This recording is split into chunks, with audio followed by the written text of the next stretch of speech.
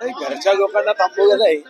मी 3 दिवस अगोदरच प्रशासनाशी चर्चा केल्यावरच मी दर्शनाला आलो. साधारणतः मी वारीच्या कालावधीत कधीच दर्शनाला येत नाही, पण यावर्षी आग्रह होता नीरा स्नानाला मी यावं असं तिच्या सर्व कार्यकर्त्यांचा आग्रह होता. मागच्या वर्षीही आग्रह केला तेव्हा मी गेलो नव्हतो. यावर्षी आग्रह होता तर मी दर्शनाला नीरा स्नान करायचं, वारीचं दर्शन घ्यायचं, माऊलीचं नाम जप करावा म्हणून तिथं आलो. आणि मग परवा सहज चर्चा झाली तर ते म्हणाले प्रशासनाकडून तुम्ही अनुमती मागा. आणि माझा स्वभाव आहे, मी अनुमती घेतल्याशिवाय कधी कुठे जात नाही.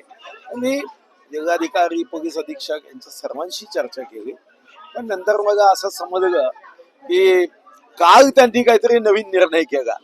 आणि निर्णय करण्याच्या अगोदर ते मग म्हणाले तुम्ही या. मी आलो, माझं दर्शन झालं, माझ्या पत्नीचं झालं, पण आम्हाला त्यांनी 10 लोकांची अनुमती दिली होती. आणि नंतर मात्र सर्वांना दर्शन देताना सर्वांचे फोन बंद आणि दरवाजे बंद होते. आमचं दर्शन झालं होतं, पण माझा स्वभाव आहे सर्वांना सोबत घेतलं पाहिजे. सबका साथ हा फक्त शब्दात राहता कामा नये. किती वेळ तुम्हाला थांबावं लागलं? नाही, मी तर दर्शन झालं, बाकीच्यांना थांबव. किती वेळ राहिलं? साधारणतः बाकी लोक माझ्या मताने एखादा तास थांबले. माझं दर्शन ताबडतोब झालं, माझ्या पत्नीचं दर्शन ताबडतोब झालं.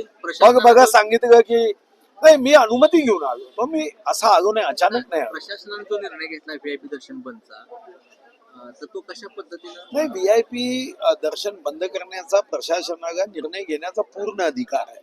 शेवटी व्यवस्था नियंत्रणात आणलीच पाहिजे. गर्दी होता कामा नये, चेंगराचेंगरी होता कामा नये. इथं अडचण फक्त टेक्निकल झाली. त्यांनी पहिले परवानगी दिली आणि काल निर्णय केला, एवढीच टेक्निकल अडचण. निर्णयाचं स्वागत करताय तुम्ही. निर्णयाचं स्वागत. नाही, निर्णय तर व्यवस्थे अनुरूप घ्यावाच लागतो.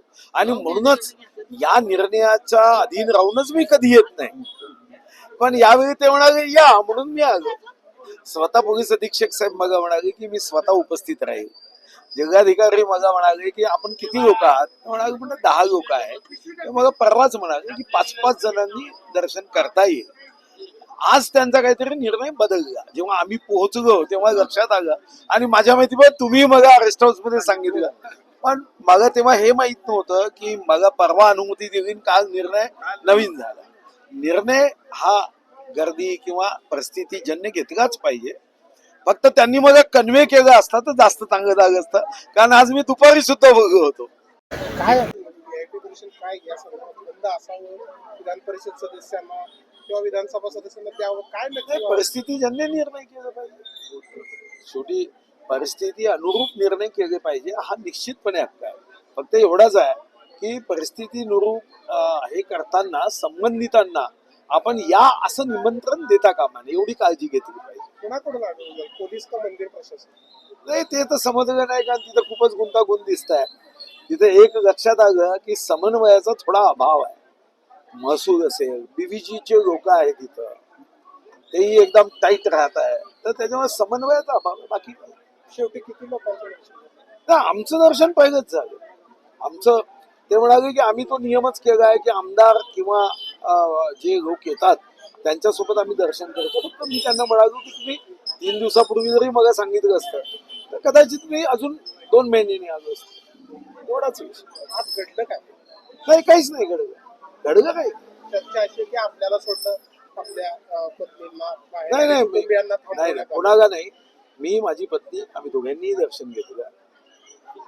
आमच्यासोबत जे आमचे इतर मित्र नातेवाईक होते ते थांबले, आम्हाला दर्शन केलं. आणि त्यांनी दर्शन बंदीमध्ये सुद्धा आमदार आणि त्यांच्या सोबतच्यांना दर्शन ठेवलं आहे हे त्यांनीच सांगितलं. त्यामुळे असं काही गैर काही झालं. देवाचं मंदिर आहे, देवाच्या मंदिरात शेवटी गैर काहीच होत नाही. काय आवाहन कराल राज्यातील नेत्यांना की परिस्थितीनुसार हा निर्णय घेतलाय, सामान्य भाविकांना थेट दर्शन मिळावं, अशा परिस्थितीत आज नाही, त्यांनी जिल्हाधिकारी महोदयांनी मला व्यक्तिगत रीतीने वाटतं जेव्हा त्यांना फोन येतो तेव्हा त्यांनी नम्रपणे हे सांगितलं पाहिजे की आत्ता नका येऊ, 2 महिन्यांनी या, एवढंच आहे. जसं या अगोदर आम्ही कधीच येत नव्हतो. आता यावेळी त्यांनी म्हटलं की तुम्ही दर्शनाला या म्हणून मी आलो, नाही तर मी तर गर्दीत कधी येत नाही.